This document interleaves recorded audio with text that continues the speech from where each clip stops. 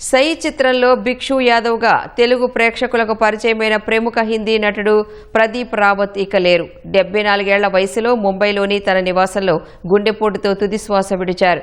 దక్షిణాది భాషల్లో 70కి పైగా చిత్రాల్లో విలన్గా నటించి ప్రదీప్ రావత్ ప్రేక్షకులను మెప్పించారు.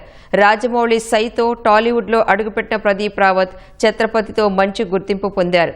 గజనీ, భద్ర, దేశముద్రు, రాజన్న, పూలరంగడు, బాద్షా, సౌఖ్యం, సరైనోడు, వీర, అల్లుడు సీను, లయన్, నాయక్, రగడ, బలాదూర్, ఆడవాళ్లు మీకు జోహార్లు తదితర చిత్రాల్లో తన నటనతో ఆకట్టుకున్నారు. తెలుగులో చివరిగా తరుణ్ భాస్కర్ హీరోగా నటించిన గాయపడ్డ సింహం చిత్రంలో ప్రదీప్ రావత్ కీలక పాత్రల్లో నటించారు. ప్రతినాయకుడి పాత్రలకు తనదైన నటనతో జీవం పోశారు.